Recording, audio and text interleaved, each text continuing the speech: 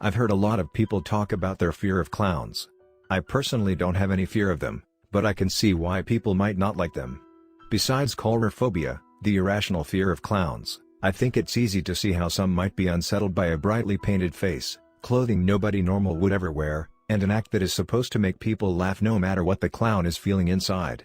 But I've never had a bad experience with a clown, and I do think it's sad that a few bad apples have given clowns such a bad name in modern society. But you know who can go fuck themselves? Mimes. I think I developed metamphysemaphobia, or the fear of mimes, a few months after the incident. If I see a white face painted with different colors, like on a clown, I could care less.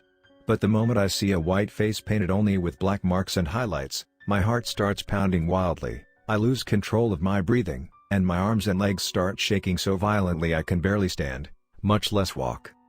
The incident in question occurred in Pelham Bay Park in the Bronx. When people think of parks in New York, the first place that usually comes to mind is Central Park, but let me tell you, Central Park can't hold a candle to Pelham Bay. First off, Pelham's about 3 times the size of Central.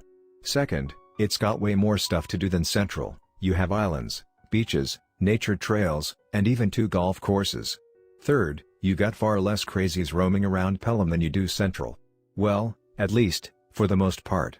I guess I was just that unlucky one in a million. The incident I previously mentioned occurred last October. I'm a transplant to the Bronx, even though I've lived here for 15 years, my childhood was spent in Plymouth, Massachusetts. To this day, I still get crap from my friends when they see me in my Red Sox hat and Patriots jersey, but I've been here in the Bronx long enough that I still have a large group of friends. Also, being here for 15 years, I thought I'd seen everything the Bronx had to offer. I was dead wrong about that. The night in question, it was me, my friend Calvin, and his girlfriend Elissa. It was a surprisingly warm day in October, so we'd gone to Pelham Bay to relax, and by relax, I mean day drink. Cal and Elissa also brought some Coke, but that's not really my thing, so I was fine just finishing a bottle of Wild Turkey. Well, it turns out I had a little more than I could handle and ended up passing out. When I came to, I found that Cal and Elissa had decided to split, the pricks, and had left a note with some cash on me, saying they were back at their place and take a cab there and continued partying when I eventually woke up. I checked my phone and saw that it was 3:15 in the morning. My head ached something fierce, and I decided to use the cash as a ride back home instead of trying to continue the party from earlier. Groggily, I got to my feet and saw that they'd dragged me off the nature trail we'd been on to some trees about 20 feet off the path. With a sigh, I began the long, lonesome walk back to civilization. Walking through the wooded area was actually kind of peaceful, and the fresh air and smells were actually helping out with my hangover. I was even walking at a slower than usual pace, relishing my time in nature and not looking forward to the city smell. It always made me nauseous when I was hungover, no matter what I did or how long I spent in the Bronx. Everything was going great, until I came to a stretch of the path that opened up into a field where a couple of streetlights were erected. All of them were burned out, nothing unusual there, but there was one in the middle of the field that wasn't, and in the middle of the beam of light cast from it, was a mime. I've heard that mimes dress in all different outfits and can have wildly different makeup, but this mime was the stereotypical mime we all see in media: black beret, a white face except for black around the eyes and lips, a black and white striped shirt, black suspenders holding up black slacks, and black dress shoes. As I got closer, I noticed the mime was actually a female. I could tell due to longer hair and, well, she had a huge chest. I'm a guy, so sue me. Anyway, it appeared she was leaning back against a wall that wasn't there under the middle of the streetlight, head down as if she was deep in thought. When I got about 10 feet from her, her head snapped up so quickly I stopped in my tracks in surprise. She turned to face me, giving me the once-over. I sort of awkwardly waved at her. "Hey there," I said with some hesitation. After all, a female mime was the last thing I expected to meet on my walk out of Pelham Bay at 3:30 in the morning. She stroked her chin as though she were thinking about something, nodded in confirmation, then beckoned me over to her with a hand. Of course I thought this situation I'd found myself in to be really weird and strange, who wouldn't have? But I didn't think at the time I'd be anything dangerous, so I said to myself, why not? And went over and joined her under the streetlight. Life is full of unexpected and weird things, and I was always told to never judge a book by its cover, so what reason had I to fear this mime in the middle of Pelham Bay? When I got to about 2 feet from her, she held up her hands to stop me, which I did. She started waving her hands about like party magicians do when they're about to perform a magic trick. She then reached behind my ear and pulled out a quarter from it and showed it to me. I smiled, knowing about that trick and having seen it done at least a dozen times. With her free hand, she curled it on itself, like she was holding something that didn't allow her hand to make a complete fist. She brought the quarter above her fist and dropped it into it, and the thing seemingly disappeared into her hand. Not bad, it made me raise my eyebrows in surprise, but then she finished her trick.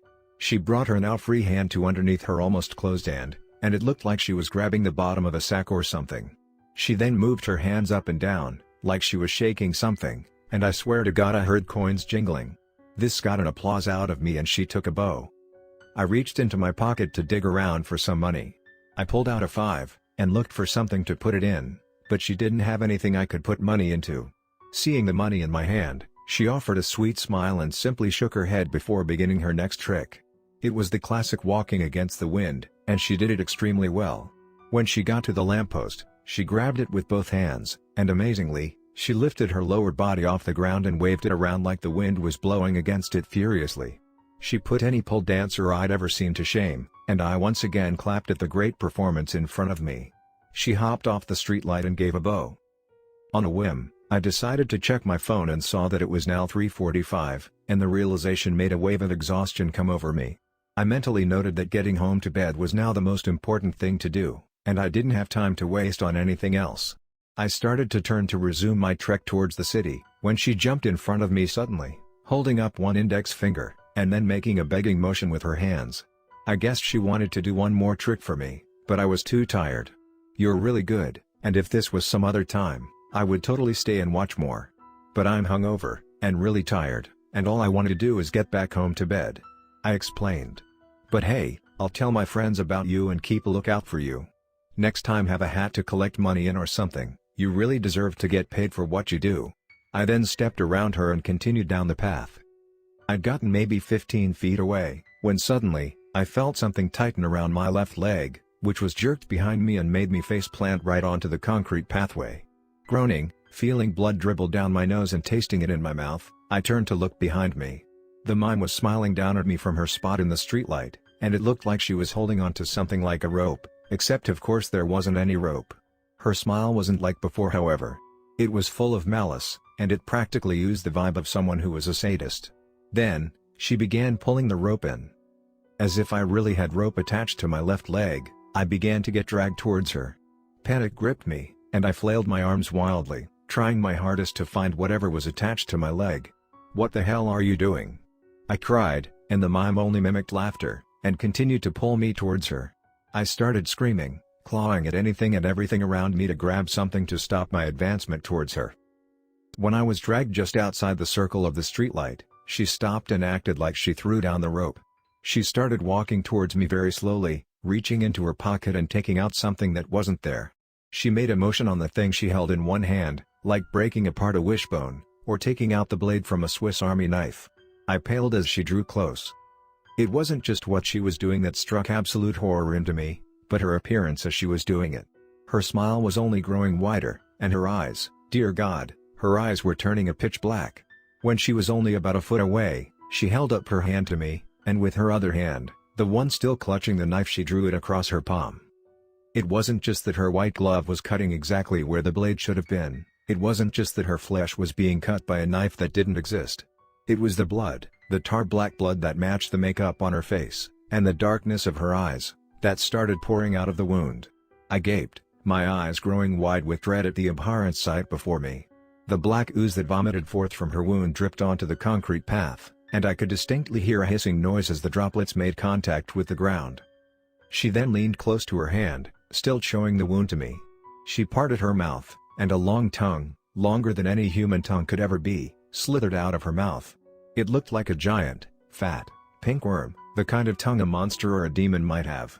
I lost control of my bowels then. It snaked its way over to her wound, and began to lick up the black blood that came from the wound. The once pink tongue became splattered with back, and she shuddered with delight. She then began to advance towards me slowly and steadily, her long tongue hanging down almost to her waist, the invisible knife pointed at my face. She had a hungry look in her eyes, and I knew then this was where I was going to die. I didn't want the last thing I saw to be that horrific face, so I turned my head away and began to weep silently, contemplating my life and everything I had and hadn't done. Suddenly, I heard the faint sound of voices in the air, seemingly coming from where I had just been. I turned back to see if I could see where exactly the voices were coming from. The mime's face was mere inches from mine. She had retracted her tongue back into her mouth and her face was plastered with that devilish grin. The hand that held her impossible knife was at my throat, but had paused before it did its gruesome work. Though her face was mere inches from me, her eyes were shifted to the side. She'd heard the voices too. Through the dead silence surrounding me, the voices came again. It was faint, they were still far off, but I distinctly heard two of them. It took my brain a few moments to process exactly what I was hearing, but as soon as it clicked, I begged whatever God there was out there to let it not be so. You see, I couldn't understand the words, but I distinctly heard a female voice, and the voice and laughter of a young child. I don't know why anyone would be walking around with a kid at that time of night, but there are a lot of parents in the world, and some of them do weird things. This one just happened to be walking around with their kid in a park that was home to a monster. The mime's grin only widened at the recognition of the voices. She stood up and turned from me completely, beginning to walk down the path I'd come from towards the voices. I could only stare in utter dismay as this creature gave me up for different prey.